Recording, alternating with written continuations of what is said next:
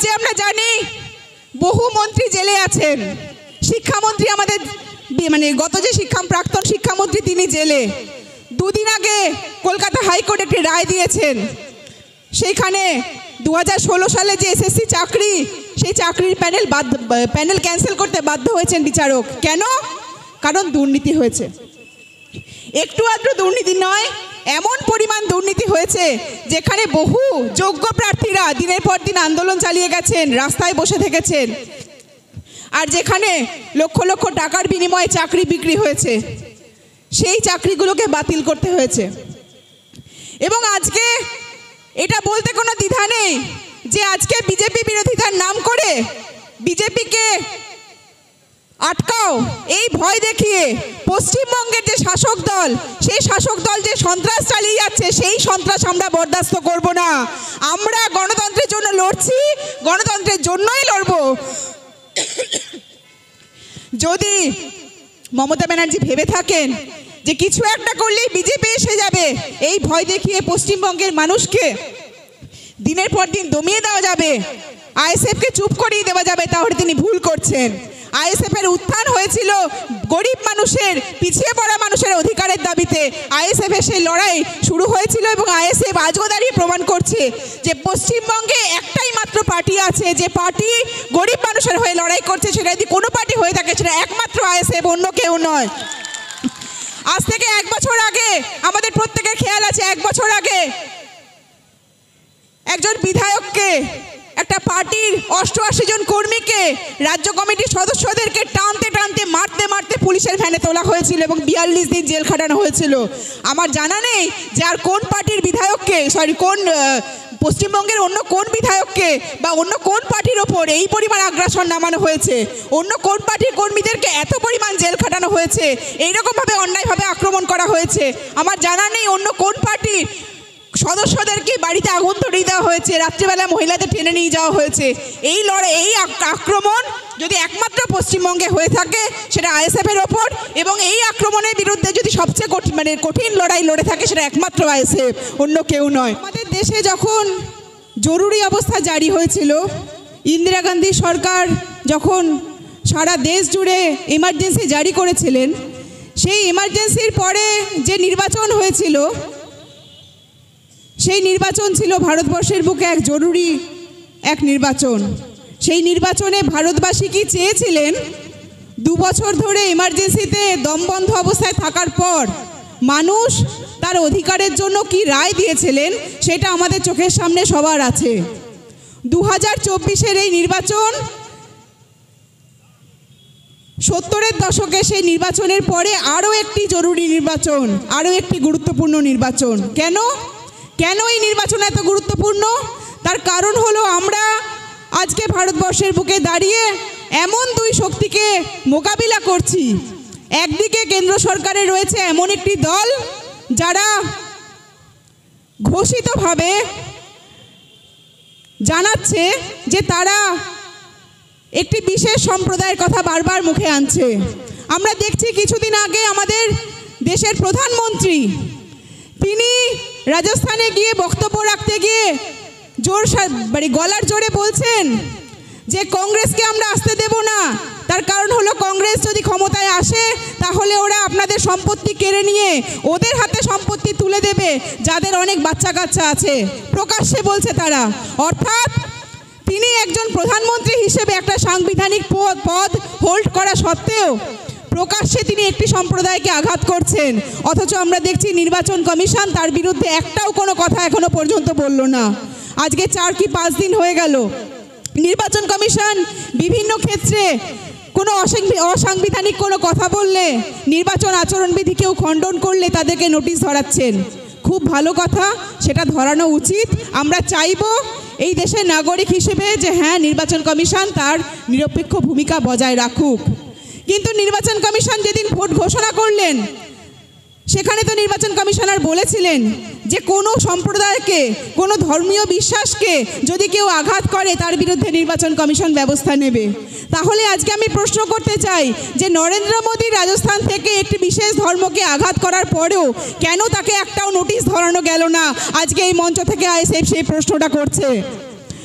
আমরা বিগত 10 বছর ধরে দেখছি 2014 থেকে 24, এই 24-এর মধ্যে ভারতবর্ষ কোথায় এসে দাঁড়িয়েছে? আজকে নরেন্দ্র মোদী সরকার চতুর্দিকে মানুষের অধিকারের জন্য অনেক কথা বলছে, গণতন্ত্রের কথা বলছে, তারা সন্দেশখালির বিরুদ্ধে কথা বলছে। তারা নিজেরা সরকারি ক্ষমতায় এসে কি করেছিল? 2014 সালে যখন বিজেপি ক্ষমতায় আসে, প্রথমবার সরকারে এসে তারা বাচ্চাদের খাবারের জন্য যে বরাদ্দ, ICDS এর খাবারের টাকা, সেই টাকা 18,000 কোটি টাকা থেকে কমিয়ে 8,000 কোটি টাকা করে দিয়েছিল, অর্থাৎ অর্ধেকের থেকেও কম। বিজেপি সরকার ক্ষমতায় এসে প্রথম 1 বছরের মধ্যেই 100 দিনের যে কাজের টাকা, সেই কাজের টাকা প্রথম 6 মাসের জন্য যে 26,000 টাকা বরাদ্দ হয়ে থাকতো, 26,000 কোটি টাকা, সেই 26,000 কোটি টাকা থেকে কমিয়ে টাকাটা করে দিয়েছিল 13,000 কোটি টাকা। তাহলে যে সরকার ক্ষমতায় আসার পরেই প্রথম বাচ্চাদের খাবারের থেকে ফান্ড কমায়, প্রথম 100 দিনের কাজের টাকা থেকে ফান্ড কমায়, সেই সরকার, সেই দল যখন মানুষের অধিকারের কথা বলে, গণতন্ত্রের কথা বলে, তার মুখ থেকে কি আমরা গণতন্ত্রের কথা শুনবো? তার মুখ থেকে কি আমরা মানুষের অধিকারের কথা শুনবো? আজকে এই 10 বছর ধরে দেখা যাচ্ছে যে বিজেপি সরকার একের পর এক জনবিরোধী নীতি আইনসভার মাধ্যমে পাশ করিয়ে যাচ্ছেন। প্রথম তারা আনলেন কি? প্রথম আনলেন তারা কৃষি বিল। 3টে ভয়ঙ্কর বিল নিয়ে এলেন, যে বিলের মধ্যে দিয়ে দেখা যাচ্ছে ভারতবর্ষের যে কৃষক, ভারতবর্ষে নাকি 70% মানুষ কৃষিকাজের সঙ্গে যুক্ত। সেই 70% মানুষের যে যারা কৃষক, তাদের জীবন জীবিকা শেষ করে দেওয়ার জন্য 3টে কৃষি বিল আনা হলো। যে কৃষি বিলের মাধ্যমে তারা বললেন যে কৃষকদের জমি সরাসরি তাদের ফসল কিনে নেবে বড় বড় কর্পোরেট সংস্থাগুলো। সেই বিল আনলো সরকার। তারপর কি দেখলাম? তারপর দেখলাম 1 বছর ধরে কৃষকরা দিল্লিতে রাস্তায় বসে থাকলেন, আন্দোলন করলেন। ঠিক তারপরে যখন উত্তরপ্রদেশের ভোট হবে, তখন নরেন্দ্র মোদী ঘোষণা করলেন যে আমরা এই কৃষি বিলগুলো প্রত্যাহার করছি। তাহলে এই 1 বছর ধরে যখন কৃষকরা আন্দোলন চালিয়ে গেলেন, যখন কৃষি আন্দোলন চালাতে চালাতে প্রায় 30 জনের কাছাকাছি কৃষক মারা গেলেন, তাহলে তখন সরকার কি করছিলেন? এ তো গেল বিজেপি সরকারের কথা। উল্টো দিকে আমাদের রাজ্যে যে সরকারটা আছে, তাদের দল পার্লামেন্টে কি করেছিল? যখন কৃষি বিল পার্লামেন্টে এলো, তখন আমরা দেখলাম ওই কৃষি বিলের মধ্যে একটি আইন ছিল, অত্যাবশ্যকীয় পণ্য আইন। অর্থাৎ কিছু খাদ্যশস্য, যেমন ধরুন পেঁয়াজ, যে আলু, যে জিনিসগুলো সরকার দাম নিয়ন্ত্রণ করতে পারে, তার জন্য যে আইনটা ছিল, সেই আইন যখন সরকার তুলে দিচ্ছে, যখন দেখা যাচ্ছে পেঁয়াজ বা আলুর দামের ওপর সরকারের কোনো নিয়ন্ত্রণ থাকবে না, সেটা ঠিক করবে বিদেশি বা দেশি কর্পোরেট সংস্থাগুলো, সেই আইনে যখন সই করা হচ্ছে, সেই সইটা কিন্তু পার্লামেন্টে করে দিয়েছিলেন পার্লামেন্টের পাবলিক অ্যাকশন কমিটির চেয়ারম্যান মাননীয় সুদীপ বন্দ্যোপাধ্যায় মহাশয়। তিনি তো তৃণমূল কংগ্রেসের এমপি। তাহলে আমরা জানতাম বিজেপিকে নাকি তৃণমূল আটকাবে। তাহলে বিজেপি যখন কৃষি বিল চালু করছে, বিজেপি যখন কৃষি বিল নিয়ে আসছে, তখন সেই কৃষি বিলে সই করে পাশ হয়ে যাচ্ছে একজন তৃণমূলের এমপির মাধ্যমে কিভাবে? তাহলে আমরা কিভাবে বলবো যে এই বিজেপিকে আটকাতে তৃণমূল কংগ্রেস যথেষ্ট? আমরা কি বলতে পারি? আমরা তো স্পষ্ট দেখতে পাচ্ছি যে বিজেপি যে জনবিরোধী আইন নিয়ে আসছেন, যে বিজেপি যে কৃষক বিল নিয়ে আসছে, সেই কৃষক বিলের বিরুদ্ধে কথা না বলে একজন তৃণমূল সাংসদ সেই বিলে সই করে দিচ্ছেন। আমরা দেখছি গত 10 বছরে শ্রমিকদের কি অবস্থা। গত 10 বছরে আজকে রিপোর্টে দেখা যাচ্ছে যে তিনি একজন কারখানা শ্রমিক হন, কি তিনি একজন ইটভাটা শ্রমিক হন, কি অন্য যে কোনো ক্ষেত্রে ডেলি লেবার হন, দেখা যাচ্ছে গত 10 বছরে শ্রমিকদের প্রকৃত মজুরি, অর্থাৎ তার জিনিসপত্র কেনার ক্ষমতা আগের তুলনায় বহুগুণ কমে গেছে। এই 10 বছরে নাকি ভারত অনেক এগিয়ে গেছে। অমিত শাহ মহাশয় তিনি খুব গর্ব করে বলছেন যে ভারতবর্ষ, আমরা যখন ক্ষমতায় এসেছিলাম তখন ভারতবর্ষ সারা পৃথিবীর মধ্যে অর্থনীতিতে 11 নম্বর পজিশনে ছিল, আজকে সে 5 নম্বরে আছে। তারা নাকি ভারতবর্ষকে বিশ্বের মধ্যে প্রথম স্থানে নিয়ে যাবেন। তাহলে এ কোন ভারতবর্ষ যেখানে অর্থনৈতিক উন্নতি হয়, কিন্তু সেই অর্থনৈতিক উন্নতি শ্রমিকদের কোনো কাজে লাগে না, তাদের জিনিসপত্র কেনার ক্ষমতা থাকে না। আর উল্টো দিকে আমরা তৃণমূলের কংগ্রেসকে কি দেখছি? যখন শ্রমিকদের অধিকারের বিরুদ্ধে শ্রম বিল পাশ করাচ্ছে বিজেপি সরকার, সেই শ্রম বিলের বিরুদ্ধে একটাও কথা বলছে না তৃণমূল সরকার, তৃণমূল সাংসদেরা। বিজেপি সাংসদরা যখন শ্রম কোড নিয়ে আসছে, শ্রম বিল নিয়ে আসছে, তখন তৃণমূল কংগ্রেস কিন্তু তার রাজ্যে শ্রম বিলকে ইমপ্লিমেন্ট করছে, প্রয়োগ করছে, অর্থাৎ শ্রমিকদের অধিকার কেড়ে নিচ্ছে। আমরা যদি এনআরসির দিকে তাকাই, সিএ, সবাই আমরা জানি, সারা দেশ আজকে জানে যে বিজেপি সরকার আসার পর দেশের নাগরিকত্ব ধর্মের ভিত্তিতে দেবে বলে ঘোষণা করেছে। তারা এমন একটা আইন নিয়ে এসেছে সিএ, যেটা আজকে পাশও হয়ে গেছে, যেখানে নাগরিকত্ব নির্ধারিত হবে তিনি কোন সম্প্রদায়ের, কোন ধর্মের মানুষ তার ভিত্তিতে। আজকে মমতা ব্যানার্জি সারা রাজ্য জুড়ে প্রচুর গলা ফাটাচ্ছেন, তিনি বলছেন তিনি নাকি সিএ এর বিরুদ্ধে আন্দোলন করছেন। তাহলে আমি মমতা ব্যানার্জিকে প্রশ্ন করতে চাই যে 2018-19 সালে যখন সিএ এর কথা প্রথম এলো, যখন সারা দেশের মানুষ ওই আইনটার বিরুদ্ধে রাস্তায় নামছে, এবং তখন আপনি পশ্চিমবঙ্গে কেন এনপিআর চালু করেছিলেন, সেই প্রশ্নের উত্তর মমতা ব্যানার্জিকে দিতে হবে। কারণ আমরা জানি সিএ এর প্রথম ধাপ ছিল এনপিআর, ন্যাশনাল পপুলেশন রেজিস্টার। সেই এনপিআর এর কাজ কেন পশ্চিমবঙ্গে শুরু করেছিল তৃণমূল কংগ্রেস, তার উত্তর দিতে হবে তাকে। আজকে তিনি বলছেন সিএ এর বিরোধিতা করছেন। এটা ঘটনা যে কলকাতার বুকে ব্যাপক গণ আন্দোলনের চাপে তিনি বাধ্য হয়েছিলেন এনপিআর এর পদ্ধতি স্থগিত করে দিতে। তাহলে তিনি কেন এনপিআর চালু করেছিলেন? তিনি, তার সরকারের সাংসদরা কেন পার্লামেন্টে কৃষি বিলের বিরুদ্ধে সায় দিয়েছিলেন? তার সরকার কেন শ্রমিক কোডের বিরুদ্ধে সায় দিয়েছিলেন? এই প্রশ্নগুলো আজকে উঠবে। এবং একই সাথে আমি আরও এই নির্বাচনকে কেন্দ্র করে যে রাজনৈতিক প্রশ্নটা উঠছে, আমরা দেখছি যে বিজেপি সরকারের বিরুদ্ধে যে ইন্ডিয়া জোট, সেই ইন্ডিয়া জোটের যারা অন্যতম শরিক দল কংগ্রেস, জাতীয় কংগ্রেস, তারা বলছে যে দীর্ঘকাল ধরে ভারতবর্ষে যে জিনিস চাপা পড়েছিল, যে ভারতবর্ষের গরিব মানুষ, ভারতবর্ষের পিছিয়ে পড়া মানুষ, পিছিয়ে পড়া জাতির মানুষ, পিছিয়ে পড়া ধর্মের মানুষ কোন আর্থসামাজিক পরিস্থিতিতে আছে তা আমরা খতিয়ে দেখব। সেটা খতিয়ে দেখার জন্য সারা ভারত জুড়ে জাতভিত্তিক জনগণনা হবে। অর্থাৎ নমশূদ্র শ্রেণীর মানুষ, তাদের হাতে বাড়ি আছে কিনা, তারা চাকরি পাচ্ছেন কিনা, তাদের লেখাপড়া কতটা শিখছেন, যারা আদিবাসী আছেন, সাঁওতাল সম্প্রদায়ের মানুষ, তাদের মধ্যে কত অংশ মানুষ শিক্ষিত হচ্ছেন, এইরকম জাতিভিত্তিক তাদের আর্থসামাজিক সমীক্ষার কাজ করা হবে। আচ্ছা, ইন্ডিয়া জোটে তো তৃণমূল কংগ্রেসও আছে। মমতা ব্যানার্জি, তৃণমূল কংগ্রেস এই জাতিভিত্তিক জনগণনার দাবিকে কি সমর্থন করেছে? ভারতবর্ষের একমাত্র দুটো দল জাতিভিত্তিক জনগণনাকে সমর্থন করেনি, এক বিজেপি, দুই তৃণমূল। এছাড়া বাকি সমস্ত দল জাতিভিত্তিক জনগণনার পক্ষে রায় দিয়েছে। তাহলে আজকে এই মঞ্চ থেকে প্রশ্ন উঠবে যে তৃণমূল কংগ্রেসের এই মেকি বিজেপি বিরোধিতা কেমন বিরোধিতা, যেখানে বিজেপি যা বলছে তৃণমূল সেই একই কথা বলছে। আজকে চতুর্দিকে ইলেকটোরাল বন্ড নিয়ে কথা উঠছে। ইলেকটোরাল বন্ডে টাকা নিয়েছে বিজেপি, সবচেয়ে বেশি টাকা নিয়েছে, প্রায় 6,500 কোটি টাকার কাছাকাছি তারা নিয়েছে। ইলেকটোরাল বন্ড কি? ইলেকটোরাল বন্ড মানে যে বিভিন্ন শিল্পপতিরা রয়েছেন, বড় বড় বিজনেসম্যানরা রয়েছেন, তারা তাদের ব্যবসায়িক স্বার্থে তারা পলিটিক্যাল পার্টির ফান্ডে টাকা দিচ্ছে। এবং দেখা যাচ্ছে বিভিন্ন ঘটনা, আপনারা জানেন কিছুদিন আগে আমরা দেখলাম উত্তরাখণ্ডে একটি সুড়ঙ্গ নির্মাণ করতে গিয়ে প্রায় 42 জন শ্রমিক আটক পড়েছিলেন। খেয়াল আছে তো সবার? সুড়ঙ্গের তলায় চাপা পড়ে গেছিলেন। সেই 42 জন শ্রমিক যে চাপা পড়ে গেছিলেন, যে কোম্পানি ওই কাজটা করছিল সেই কোম্পানি বিজেপিকে টাকা দিয়েছে, ইলেকটোরাল বন্ডে 50 কোটি টাকা দিয়েছে। আজকে দেখা যাচ্ছে কোভিড ভ্যাকসিন, করোনা হওয়ার পর যে ভ্যাকসিন দেওয়া হলো চতুর্দিকে, সারা ভারত জুড়ে একটাই ভ্যাকসিন কোম্পানি সবাইকে ভ্যাকসিন দিয়েছে। কেন একটাই কোম্পানি দিল? কেন অন্য কোনো কোম্পানির কি ভ্যাকসিন তৈরি করার ক্ষমতা ছিল না? একটাই কোম্পানি ভ্যাকসিন তৈরি করলো, তার কারণ হচ্ছে ওই একটাই কোম্পানিকে টেন্ডার দেওয়া হয়েছিল। ওই একটাই কোম্পানিকে কেন টেন্ডার দেওয়া হয়েছিল? কারণ তারা বিজেপিকে ইলেকটোরাল বন্ডে 500 কোটি টাকা দিয়েছিল।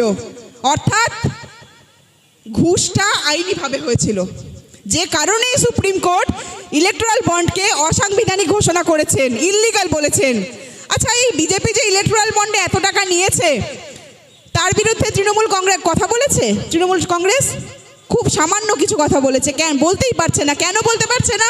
তার কারণ ভারতবর্ষে ইলেকটোরাল বন্ডে যারা টাকা নিয়েছে তার মধ্যে প্রথম যদি বিজেপি হয়, দ্বিতীয় পার্টিটার নাম হচ্ছে তৃণমূল কংগ্রেস। তারাও টাকা নিয়েছে, এবং তারা একটু আধটু নয়, তারা 1600 কোটি টাকা নিয়েছে।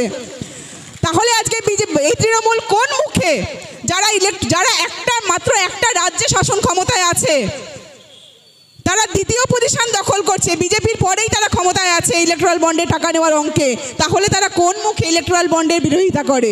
আজকে সেই প্রশ্নগুলো উঠবে। সুতরাং বিভিন্ন ক্ষেত্র পর্যবেক্ষণ করে দেখা যাচ্ছে যে আজকে সারা দেশের যে সম্পত্তি, দেশের জনগণকে বিপর্যয়ের মুখে ঠেলে দিয়ে দেশের মানুষের খাবারের সংস্থান না করে, আমাদের তো প্রত্যেকের খেয়াল আছে 2020 সালের ওই ফেব্রুয়ারি মাসে কি ঘটনা ঘটেছিল। দেশের কোটি কোটি শ্রমজীবী মানুষকে এক চরম অনিশ্চয়তার মধ্যে ফেলে দিয়ে প্রধানমন্ত্রী 4 ঘন্টার মধ্যে লকডাউন ঘোষণা করলেন। 4 ঘন্টার মধ্যে তিনি বলে দিলেন যে যেখানে আছেন বাড়ি ফিরে যান। আগামী দিন কি হবে, কাল সকাল থেকে কি হবে, কেমন সূর্য উঠবে আমরা বলতে পারছি না। তার সেই ঘোষণার জন্য কি দেখলাম, তার সেই ঘোষণার জন্য দিল্লি থেকে, বোম্বে থেকে, বিভিন্ন জায়গা থেকে শ্রমিকরা পায়ে হেঁটে দেশে ফিরছেন, গ্রামে ফিরছেন। আর তার জন্য কেউ রেল লাইনে চাপা পড়ে মারা যাচ্ছেন, ট্রেন চাপা পড়ে, কেউ রাস্তায় হাঁটতে হাঁটতে খিদের জ্বালায় মারা যাচ্ছে। তাহলে যে সরকারটা গত 10 বছরের মধ্যে মানুষকে এই পরিমাণ জ্বালিয়ে মেরেছে, সেই সরকারকে কি আমরা আর ক্ষমতায় আনবো? বিজেপির বিরুদ্ধে কি আমাদের লড়াই চলবে? সুতরাং আমরা দেখতে পাচ্ছি যে আজকে আমি প্রথম যে কথা দিয়ে শুরু করেছিলাম যে 2024-এর নির্বাচন একটি গুরুত্বপূর্ণ নির্বাচন। এখানে আমাদের কেন্দ্রীয় সরকারের জায়গায় এমন একটি দল ক্ষমতায় আছে যারা দেশের মানুষকে, দেশের শ্রমজীবী মানুষকে, গরিব মানুষকে দুর্দশার মধ্যে ফেলে দিয়ে, বিপর্যয়ের মধ্যে ফেলে দিচ্ছে। আর অন্যদিকে বড়লোক হচ্ছে দেশের বড় বড় শিল্পপতিরা, কোম্পানির মালিকরা। আজকে যে ক্ষমতা চলছে সেটা কোম্পানির মালিকের কোম্পানির মালিকের রাজত্ব। আর এই সরকারের বিরুদ্ধে যারা আমাদের রাজ্যে কথা বলছে, এই সরকারের বিরুদ্ধে যারা পশ্চিমবঙ্গে কথা বলছে, যারা নাকি বিজেপিকে তাড়িয়ে নিজেরা ক্ষমতায় আসবে, তারা আকণ্ঠ দুর্নীতিতে ভরে আছে। আমাদের রাজ্যে আমরা জানি বহু মন্ত্রী জেলে আছেন। শিক্ষামন্ত্রী আমাদের গত যে প্রাক্তন শিক্ষামন্ত্রী তিনি জেলে। 2 দিন আগে কলকাতা হাইকোর্ট একটি রায় দিয়েছেন, সেইখানে 2016 সালে যে এসএসসি চাকরি, সেই চাকরির প্যানেল ক্যান্সেল করতে বাধ্য হয়েছেন বিচারক। কেন? কারণ দুর্নীতি হয়েছে। একটু আধটু দুর্নীতি নয়, এমন পরিমাণ দুর্নীতি হয়েছে যেখানে বহু যোগ্য প্রার্থীরা দিনের পর দিন আন্দোলন চালিয়ে গেছেন, রাস্তায় বসে থেকেছেন। আর যেখানে লক্ষ লক্ষ টাকার বিনিময়ে চাকরি বিক্রি হয়েছে, সেই চাকরিগুলোকে বাতিল করতে হয়েছে। এবং আজকে এটা বলতে কোনো দ্বিধা নেই যে আজকে বিজেপি বিরোধিতার নাম করে বিজেপিকে আটকাও এই ভয় দেখিয়ে পশ্চিমবঙ্গের যে শাসক দল, সেই শাসক দল যে সন্ত্রাস চালিয়ে যাচ্ছে, সেই সন্ত্রাস আমরা বরদাস্ত করব না। আমরা গণতন্ত্রের জন্য লড়ছি, গণতন্ত্রের জন্যই লড়ব। যদি মমতা ব্যানার্জি ভেবে থাকেন যে কিছু একটা করলেই বিজেপি এসে যাবে, এই ভয় দেখিয়ে পশ্চিমবঙ্গের মানুষকে দিনের পর দিন দমিয়ে দেওয়া যাবে, আইএসএফকে চুপ করিয়ে দেওয়া যাবে, তাহলে তিনি ভুল করছেন। আইএসএফের উত্থান হয়েছিল গরিব মানুষের, পিছিয়ে পড়া মানুষের অধিকারের দাবিতে। আইএসএফের সেই লড়াই শুরু হয়েছিল এবং আইএসএফ আজও দাঁড়িয়ে প্রমাণ করছে যে পশ্চিমবঙ্গে একটাই মাত্র পার্টি আছে যে পার্টি গরিব মানুষের হয়ে লড়াই করছে। সেটা যদি কোনো পার্টি হয়ে থাকে সেটা একমাত্র আইএসএফ, অন্য কেউ নয়। আজ থেকে 1 বছর আগে আমাদের প্রত্যেকের খেয়াল আছে, 1 বছর আগে একজন বিধায়ককে, একটা পার্টির 88 জন কর্মীকে, রাজ্য কমিটির সদস্যদেরকে টানতে টানতে মারতে মারতে পুলিশের ভ্যানে তোলা হয়েছিল এবং 42 দিন জেল খাটানো হয়েছিল। আমার জানা নেই যে আর কোন পার্টির বিধায়ককে, কোন পশ্চিমবঙ্গের অন্য কোন বিধায়ককে বা অন্য কোন পার্টির ওপর এই পরিমাণ আগ্রাসন নামানো হয়েছে, অন্য কোন পার্টির কর্মীদেরকে এত পরিমাণ জেল খাটানো হয়েছে, এইরকমভাবে অন্যায়ভাবে আক্রমণ করা হয়েছে। আমার জানা নেই অন্য কোন পার্টির সদস্যদেরকে বাড়িতে আগুন ধরিয়ে দেওয়া হয়েছে, রাত্রিবেলা মহিলাদের টেনে নিয়ে যাওয়া হয়েছে। এই লড়াই, এই আক্রমণ যদি একমাত্র পশ্চিমবঙ্গে হয়ে থাকে সেটা আইএসএফের ওপর, এবং এই আক্রমণের বিরুদ্ধে যদি সবচেয়ে কঠিন লড়াই লড়ে থাকে সেটা একমাত্র আইএসএফ, অন্য কেউ নয়। এবং আইএসএফের এই পক্ষ থেকে আজকে তাপসদা এখানে হাজির হয়েছেন। আমরা জানি আমাদের প্রচার করতে হয়তো অনেক অসুবিধে হচ্ছে, আমাদের ছোট মঞ্চ, বেশি আলো নেই, বেশি জৌলুস নেই, কিন্তু আমাদের কর্মীদের মধ্যে, শুধু আমাদের কর্মীদের নয়, আমাদের আশপাশের প্রচুর মানুষের মধ্যে আইএসএফের প্রতি যে ভালোবাসা আছে, সেই আইএসএফের সততার প্রতি যে বিশ্বাস আছে, সেই বিশ্বাস অন্য কোনো পার্টির পক্ষে আদায় করা সম্ভব নয়। আজকে ইলেকটোরাল, এবং এটা পরিষ্কার খুব বলা যায়, ইলেকটোরাল বন্ডের টাকা দিয়ে সেই ভালোবাসা কোনোদিন আদায় করা যায়নি, কোনোদিন আদায় করা যাবে না। একটা ছোট্ট ঘটনা বলি, তাপসদা বলার সময় নিশ্চয়ই বলবেন। তাপসদা একটা ওই টাকা কালেকশনের জন্য একটা কিউআর কোড বানিয়েছেন, সবাই পেয়েছেন হয়তো, যে নির্বাচনী সাহায্যের জন্য এগিয়ে আসুন, কিছু পারলে ডোনেট করুন। সেই টাকার অ্যামাউন্টগুলো আমরা একদিন দেখছিলাম, সেই টাকার অ্যামাউন্টগুলোই দেখা হয়, টাকার পরিমাণগুলো, তাহলে সেখানে 500,000 টাকা খুব কম আছে। বেশিরভাগ টাকার পরিমাণ কত জানেন? 10 টাকা, 20 টাকা, 5 টাকা, 1 টাকাও আছে, 1 টাকা 2 টাকাও আছে। এবং সেটা দূর দূর থেকে পাঠাচ্ছেন মানুষ। তারা মেসেজ করছেন যে দাদা, আমি আপনাদের সম্পূর্ণ সাফল্য কামনা করি, আমি খুব গরিব মানুষ, বেশি পারলাম না, আমার পক্ষ থেকে এই ছোট্ট ছোট্ট কন্ট্রিবিউশন আমি রাখলাম। আজকে আমি এই মঞ্চ থেকে জানাতে চাই, যদি আইএসএফের ইলেকটোরাল বন্ডে পাওয়া টাকার উল্টো দিকে যদি একটাই কোনো জোরের জায়গা থাকে, তাহলে হচ্ছে এই 1 টাকা, 2 টাকা, 5 টাকা, 10 টাকা, 20 টাকা, এই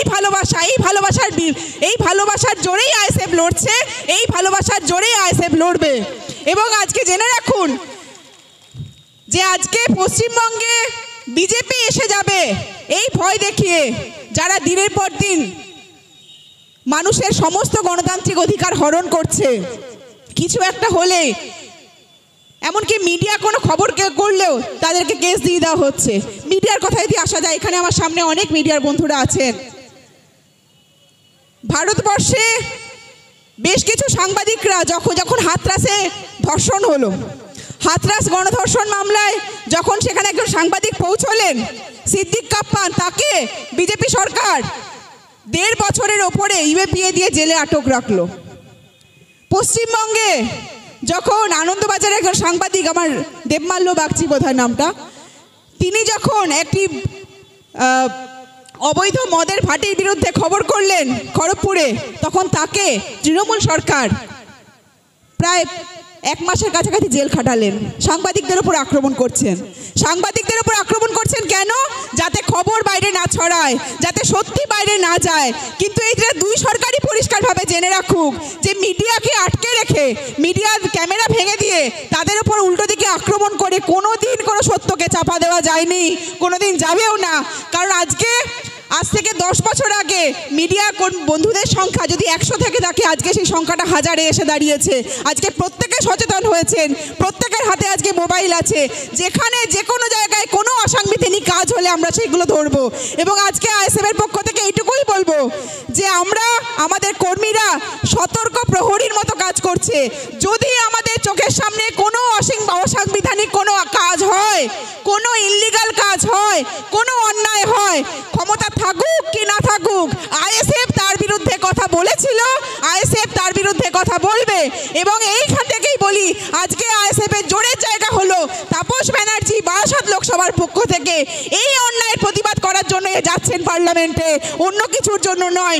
তিনি তার শেষটুকু ক্ষমতা দিয়ে পার্লামেন্টে গিয়ে তার সমস্ত জনবিরোধী নীতির বিরুদ্ধে মানুষের কথা বলবে, সমস্ত অন্যায়ের বিরুদ্ধে কথা বলবেন এবং আইএসএফের বার্তা তুলে ধরবেন। সকলকে অসংখ্য ধন্যবাদ, সংগ্রামী অভিনন্দন।